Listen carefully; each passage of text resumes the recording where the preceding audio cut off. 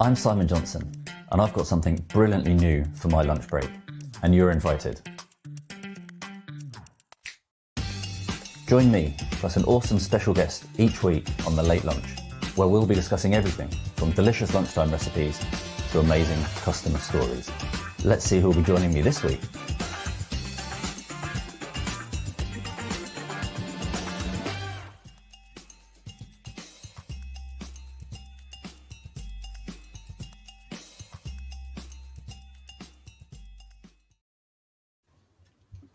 Hello, good afternoon everybody, and welcome to The Late Lunch with me, Simon Johnson, where we take a unique view into the world of CX and of course customer support, all in the comfort of your own home, hopefully with a little bit of lunch. As we know, and as we've been finding out over the past 5 or 6 sessions of The Late Lunch, CX is a vast, complex and nebulous territory, and navigating it can often be super difficult. However, on The Late Lunch, we'll try and bring clarity and simplicity to what is a beautiful thing. And of course, I can't go any further without talking about the other beautiful thing, which is football, which we sadly dropped out of last night. So commiserations, but also, honestly, congratulations on an amazing Euros tournament and, of course, performance by the England team. It was pretty amazing.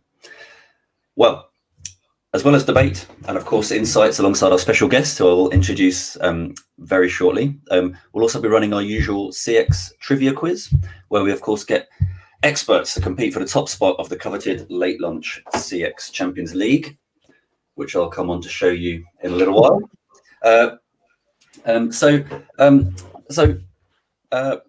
Hopefully we'll have a good session on there. I think we've got, how many, 1, 2, 3, 4, 6, this will be our 7th competing member on the Champions League. As well as that, the last 10 minutes or so, we'll take questions from our guests, from our attendees, sorry, of which we have a lot. And I just want to give a bit of a landmark. Actually, we've had well over 5,000 views of the last video that we ran, which is actually quite fascinating. I think unbelievable. So it really is creating a real snowball. This kind of unique Late Lunch approach. So let's get into it then, and what we're going to talk about today. And I'm actually really excited about today because it's given a slightly different angle on what we've previously purely gone around CX. So of course, delivering great experiences, of course, a function of every a particular function, whether it's sales or marketing. But of course, how do you try and link those different teams together to deliver that experience that the organization is ultimately looking for? How do you train your sales teams, for example? How do you develop them and kind of engender those experiences into them to deliver and delight your customers ultimately? So today's topic is all about that subject, which is super tricky. How can a sales team help deliver great customer experiences? As I said, this week, I'm joined by exactly the right person in the world of CX to help us break down the ingredients for the secret sales CX sauce. We've had rock stars, we've had CEOs, we've had founders, and we've had storytellers. And today, like I said, I'm thrilled to be joined by Dan Brown, who's an expert, of course, in customer experience design, sales strategy, and process transformation, and of course, sales coaching. So Dan, please go ahead and introduce yourself. Hi, Simon. Thank you so much for the introduction there. I have to say, secret sales CX sauce is a tongue twister. You wouldn't like to say that first thing in the morning, would you? But yeah, no, really delighted to be here talking with you. And like you said, my background was for the largest part of my career in sales leadership and sales strategy, and was sort of pulled into it by my wonderful partner Rebecca into a CX consultancy 18 months ago. So I've been, and still am, a student of this industry and this subject. But yeah, it's one that's, like you say, hugely beneficial to businesses to really grasp and embrace, make a part of their culture. Definitely. And secret sales CX source is much more difficult after finishing watching the penalty shootout at midnight last night. Yeah, correct. On the subject of Rebecca, so we actually have Rebecca in 3 weeks, 4 weeks or so, something like that. And for those of you that haven't heard of Dan and Rebecca, please go on, have a look on LinkedIn. Very socially active, tons of really cool and interesting things, and a great network. So please do connect with those guys. Okay, so before we carry on, are you eating lunch? Is it too early for lunch? What do you normally do for lunch? It's never too early for food for me, Simon. But I have got some food. So if I see you nibbling on a sandwich, I might partake of a tiny bit. But I'm not going to be a stuff in my face while you ask all the questions. So yeah, it's there if we need it. Well, given last night's antics, I'm just settling in with a coffee. Actually, very true. Yeah, sensible man. So today's going to be fueled with coffee. Good. All right. Well, let's dig into the subject then, and see how we get on. For all of the attendees, please do post your questions. Like I said, we'll be digging into those questions. I really look forward to seeing what you've got to say. And the other thing to add is after the event, we always go back and answer the questions in LinkedIn as well. So Dan will be happy to help us tackle some of those questions on LinkedIn too. So let's first just tackle this first question. So customer experience, as we know, it's one of the few remaining means of kind of sustainable competitive differentiation, if we like. So what are your sort of experiences and learnings then around maybe sort of retention, churn, CX, and how sales kind of fits into that arena? I mean, it's such a huge question. I think we've seen both from the work that we've done since starting our own business, but also in our employed careers prior to that good customer experience is such a critical differentiator between businesses that grow and then, really importantly, don't contract again. Because if you grow at a sort of an uncontrolled rate without a really robust set of systems and processes and a kind of scalable framework to hang that growth on, you grow very quickly, you lose your customers potentially, your reputation suffers as a result, and then you suffer this kind of contraction, and then the recriminations that kind of come with that. Versus if you get the foundations in place first, which we firmly believe are a CX strategy that guarantees, with the exception of human error, because things will happen, but as much as is possible, guarantees a consistent experience for your customers, new and old, so that retention then becomes a sort of a fait accompli of the process, so that you win a customer and that customer is one for life. So the sales at the front end know they're not throwing things into what I somewhat glibly call the leaky bucket. You're constantly topping up a bucket with a hole in it. And that's really demoralizing, really dispiriting for salespeople, knowing that the service back end, the operational delivery, the customer experience isn't actually supporting the work that they're trying to do at the front end. Yeah, I totally agree. And I've seen many cases where, a new customer is acquired through sales and then thrown over the fence to the customer success team or, the rest of the business to go and kind of deal with.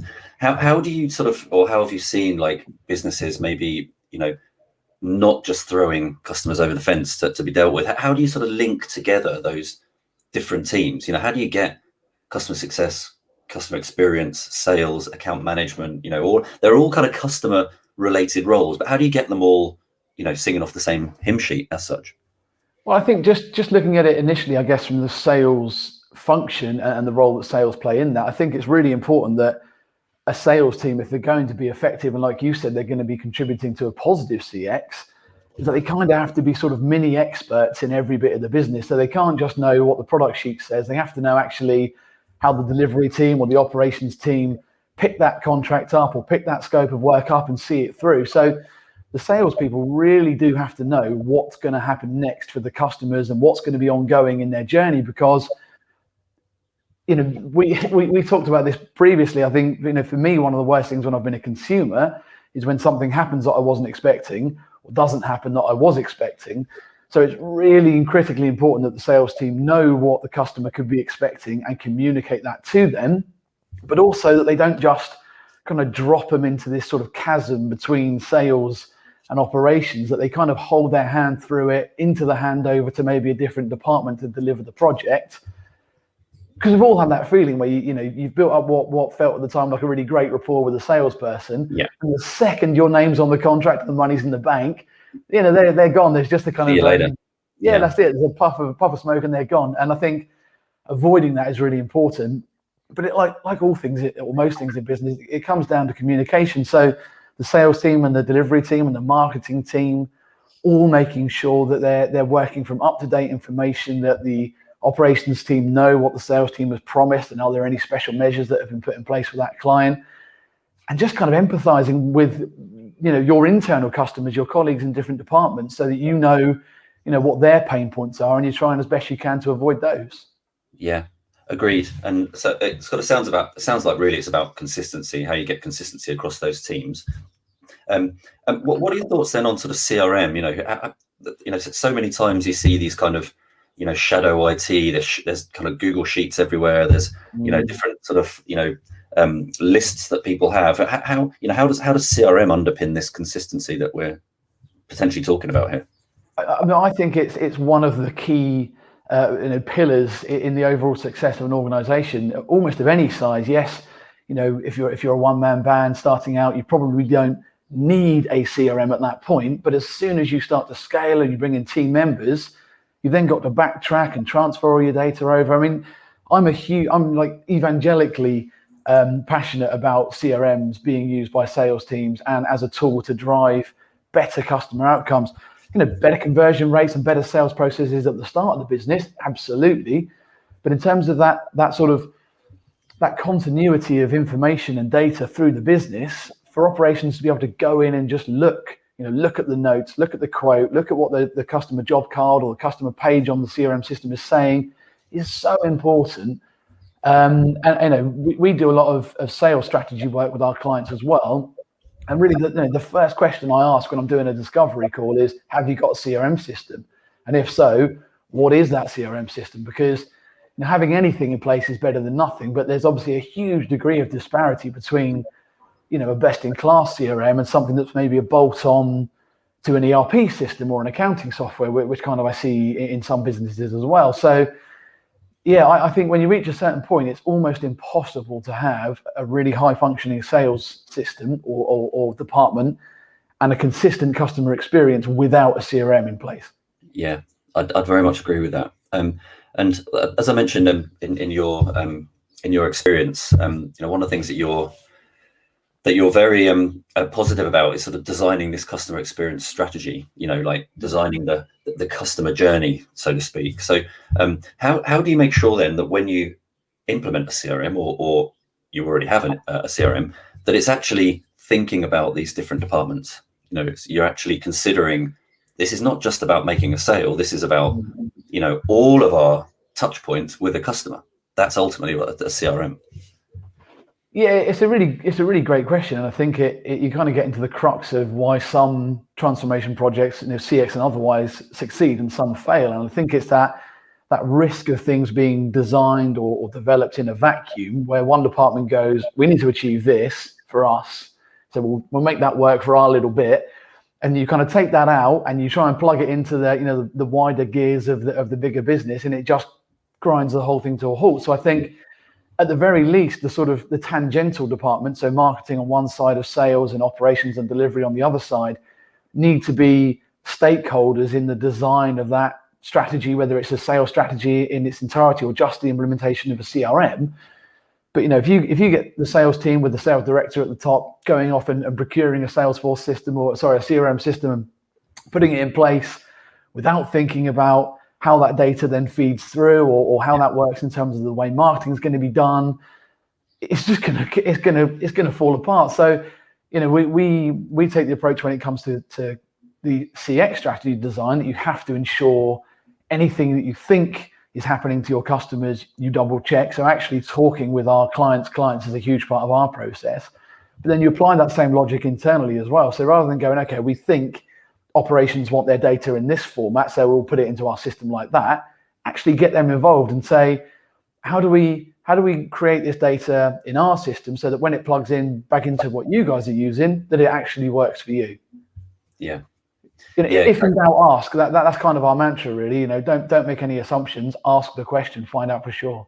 Yeah, it's crazy actually. The number of projects where I've sat in customer meetings and everything's been going well, seemingly well, until head of marketing walks into the room and head of sales and head of marketing haven't actually spoken to each other about what their individual requirements are. It's crazy. Yeah. So there has to be some sort of joined up story here. And do you have any tips? I can already see questions coming through. Do you have any tips for how organizations can sort of plot out this kind of customer touch point, customer journey, thing that we're talking about? So did you mean in terms of actually like doing their own customer journey mapping to an extent? Well, yeah, how do we bring that to life? It's all very well sort of saying, well, we'll make an outbound call here and then it will come in here and it'll go out. But actually, there's a lot of detail into, the number of times an organization will see a product or see an advert before actually signing up, for example. There's an entire CX journey there somewhere. Yeah, I think, it sounds kind of old fashioned almost, but getting as many people into a room as you can, and doing it physically. So eventually, obviously, this is going to have to be on a PDF or some sort of digital image, but getting people actually putting things up on a wall, Post-its up on a wall. I saw a brilliant image of Ian Golding, who obviously you've had on the show and is sort of a titan in the industry.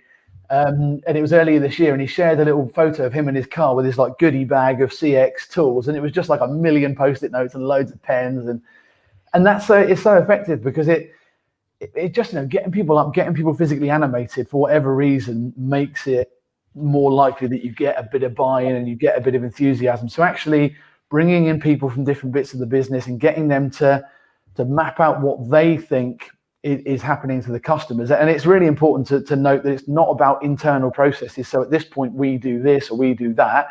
It's purely about what does the customer see, hear, feel, experience about our business. So you're absolutely right. It starts, at the very outset, we put an ad on Google or we put an ad on Facebook. They see our branding. They start to get to know our tone of voice and our colors, right through, going onto the website, maybe submitting an inquiry, maybe having a phone call, and actually understanding all of that through the perspective of what do your customers really think and feel about it. It's so powerful when you finally get around to doing it, because every time we've done this, there's been two things. Firstly, there have been interactions that most of the business didn't even know were happening, so therefore hadn't even considered how it felt for the customer. And then secondly, and probably more obviously, the bits of the journey that the customers really, really didn't like. Yeah, we actually had a case last week where a potential client was actually on our website, and they looked up a certain part of it, and it hadn't been updated on our website, and it had just been missed, which was a real shame. But the customer immediately contacted us to say, this piece is missing. How can this be the case? And their customer journey had very much been broken because of that one little miss on the website. But it's absolutely key. I agree. Absolutely. And the Post-it analogy just got me thinking. Then when I first started Freshworks, actually, way back in the day, 7 years ago, there was just me on my own with two sales guys that I just hired, and we had a room on Carnaby Street, brilliant location, and we put together an entire process map of our customer touch points, basically, to try and build a funnel, a kind of man-made Post-it note funnel to try and get to the bottom of it. But it proved super useful. Every time we got on a call, we'd have a look at the journey and see how it flowed. Yeah. So let's build on that then. So why should sales actually care about CX? We've been we know why CX should care about sales, but what about the other way around? Like, why should my AE team really care about the customer experience? Well, I think this may sound like a glib answer, but I promise you it isn't, and it's purely and simply because it helps the business to make more money, and salespeople are predominantly in their roles to help the business make more money, or to make more sales, or to make more bonus if that's something that's on offer to them. And I think without the business as a whole being incredibly committed to CX, and without sales taking an active interest in shaping the future of the CX strategy, but also on a sort of tactical transactional basis, making sure that they are delivering great CX, without those two things, the sales job becomes 3 or 4 times harder. I had an interesting debate with another CX sort of thought leader, Matt Watkinson, I think based out of the States, and his position on this was that there's a bit of a myth around it costs more money to attract new customers than it does to retain existing. And he had some interesting statistics around it, and I can kind of see the grain of a point the way he was presenting it. But for me, and in my experience of being in businesses where I've been the head of the sales function for that business, the loss of customers, the loss of a single customer is, or can be, incredibly damaging because it takes so much effort to replace that lost revenue. So making sure that the clients that really make a difference, and all clients, and in an ideal world, you want every single client to have a fantastic experience, but making sure those clients that actually are driving the business forward have singularly positive experiences is critical, and sales need to be involved in driving that process. Yeah. And is it measurable? Well, sure. I mean, there are metrics like CSAT you can throw around, but obviously that doesn't link directly through to the impact of CX on revenue. Retention, I think, is a really key statistic. So if you look at what percentage of revenue, if we look at our year, what proportion of that is from existing clients, what proportion is from new, how many by number of and by pound note value of, what percentage of our clients do we lose every year? Is that okay? Are we comfortable with that? And Matt's point that I actually did agree with was that you can reach a point where it becomes diminishing returns. But I think most businesses are a long way short of that in terms of their service being so exceptional that they're not losing customers as a result of it. So, yeah, retention percentage is certainly measurable. Growth of revenue from top 50 or top 100, depending on what number of clients is relevant. But a growth of revenue from top clients is a really powerful statistic as well. Yeah, very much so. It got me thinking actually about a conversation I had with Adrian Swinska about kind of creating muscle memory in your organization. And of course, it's, you want your sales guys to act in a certain way. You want to create that culture, but we often forget about the managers, right? It's the sales leaders. You mentioned yourself. The culture has to be instilled through that team, through that management team, through that leader. Have you got any advice sort of on how sales leaders specifically can make sure that this is actually happening across the team? You're delivering those experiences, not just in pockets of one or two great performers, but actually across the whole team. And, any lack of performance is actually frowned upon. It needs to become the norm. Any sort of advice there on how leaders can? Yeah, I mean, I think it's the age-old, it's one of the most hackneyed phrases in business, but leading from the front. You've kind of got to demonstrate the behaviors that you want your team to be embracing on a daily basis. I think one of the real biggies for me is never fall into the trap of talking about your customers negatively to your team. So if you're a sales leader, don't run the customers down in any capacity, whether there's a perception that they're being difficult or not. Try and speak about your customers in empathic and respectful terms, because once you start giving yourself and your team's permission to think of customers as difficult or awkward or unpleasant, it can be a slippery slope towards actually not treating them with a great deal of respect. So I think actually just making sure that you are exemplary in all of the engagements that you have with your customers as a senior leader, if you're still at the level where you're out talking to customers, but also that you don't end up in that any sort of negative talk around your customer base at all, because it's just once you've given that permission, it's hard to take it back. Yeah, it seeps through the organization, doesn't it?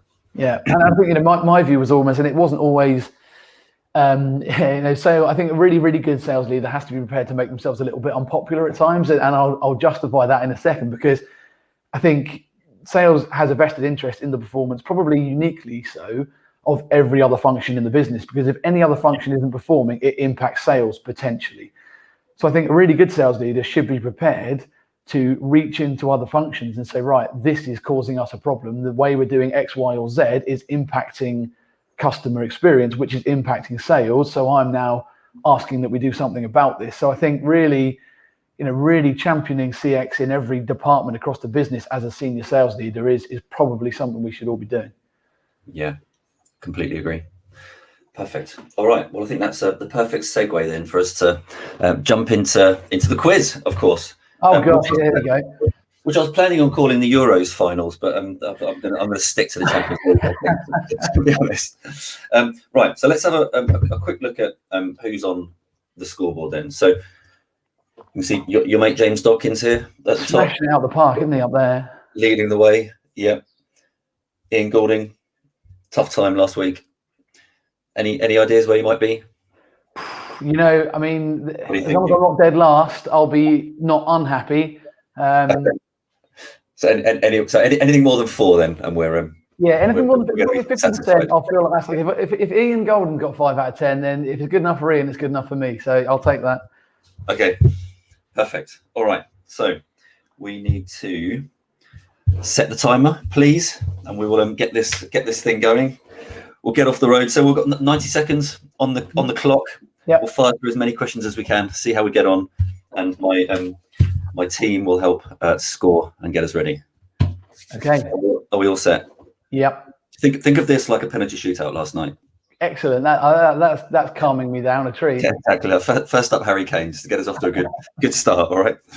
Okay. Question number 1. 2 out of 3 B2B buyers now prefer remote interactions or digital service. True or false? False. True. True. There's a preference for digital self-service. Number 2. Subscription businesses have grown 300% between 2012 and 2018, about 5 times faster than the revenues of the S&P 500 companies. True or false? True. True it is. Yes, we're off. We're up and running. This ride-hailing company had a blockbuster IPO last week, only to see its stock fall a whopping 25% in 7 days. Name this company. Oh, it wasn't Lyft, was it, or something? No. Didi. Mm. Number 4. Name the new CEO of Amazon. Oof. I think he finally took over last week, didn't he? Pass. No? No, not a clue. That is a tricky one. And Andy Jassy. He'd actually taken over as the CEO of AWS, and then he moved over to the full Amazon role. Pretty big chair to fill, that old thing. Question number 5. When it comes to loyalty programs, consumers demand benefits that offer both rational and emotional satisfaction. True or false? True. Yes, true. Number 6. What does ARR and MRR stand for? Sorry? What does ARR and MRR stand for?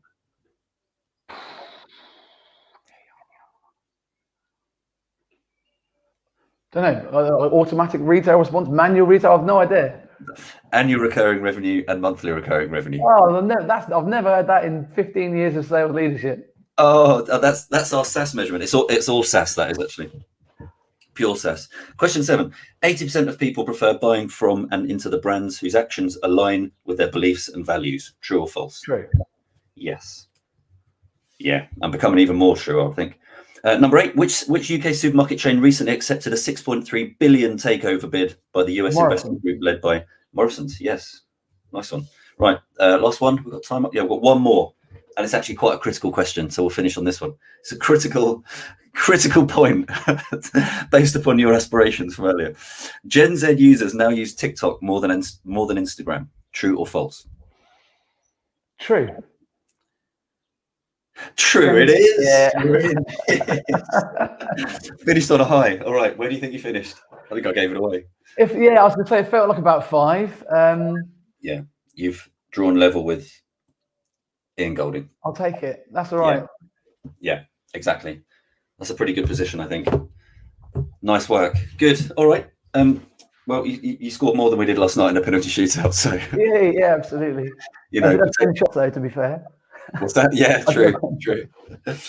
Okay, good. All right, so let's switch to the last few minutes, and we'll take some questions from the audience. And I think let's pin down this first area, which is what is the single biggest reason for sales to take an interest in CX, and why? Well, I think we kind of jumped into that, and it's probably the single biggest factor in determining how much additional work they've got to win to help the business to grow.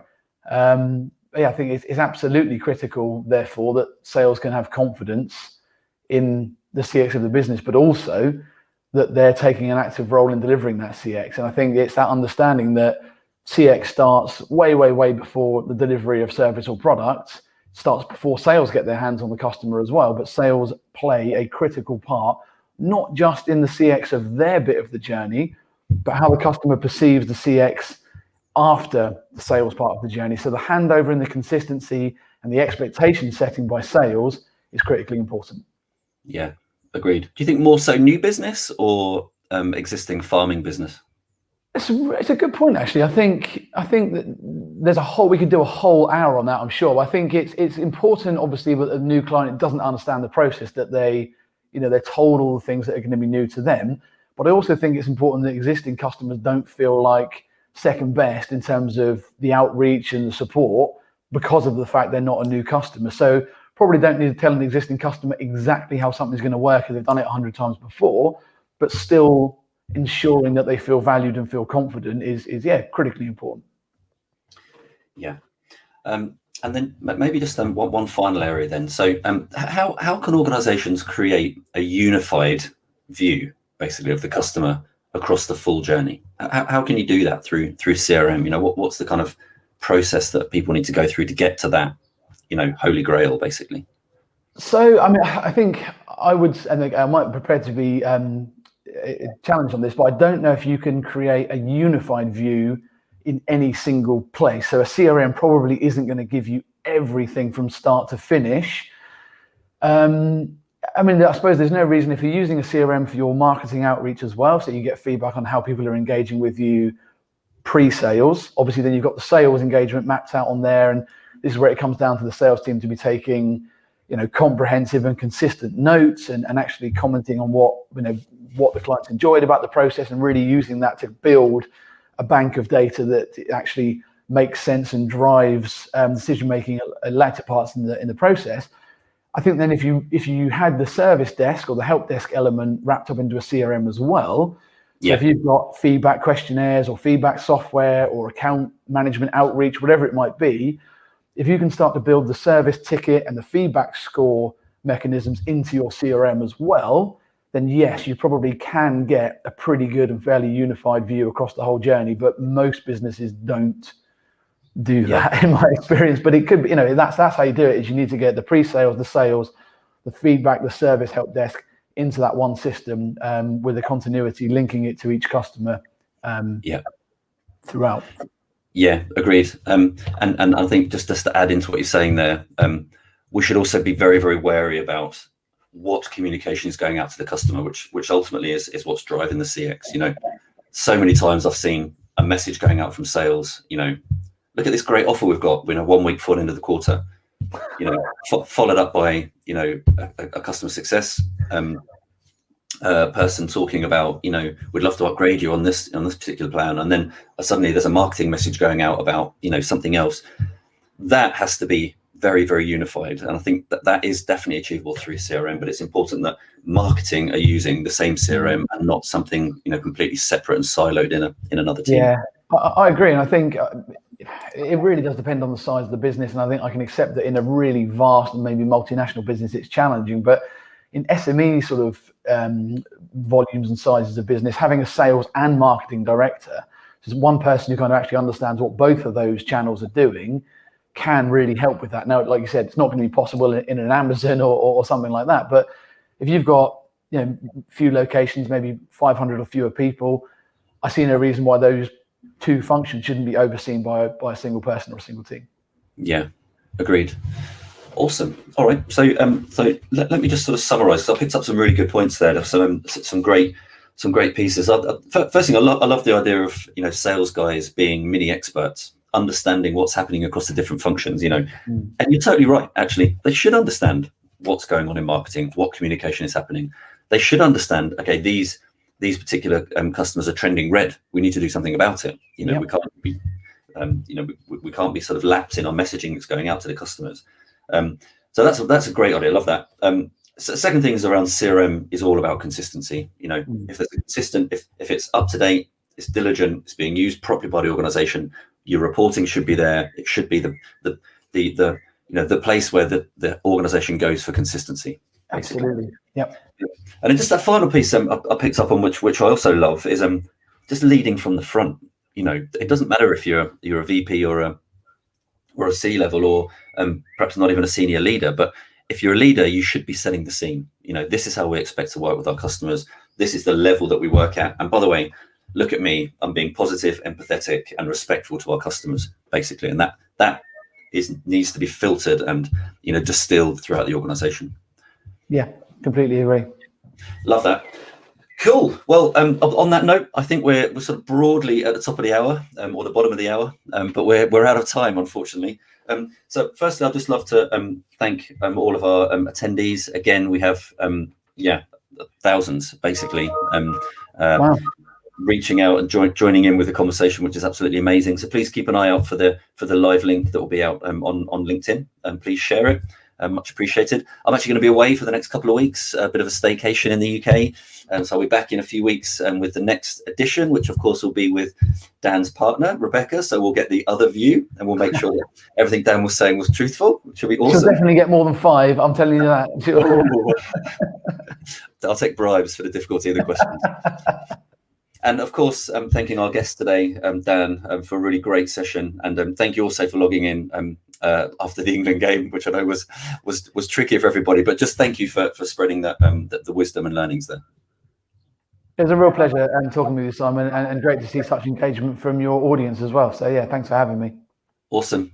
Best of luck. Have a fantastic summer. Thanks, everybody. Take care. Bye-bye. Thanks. Bye-bye.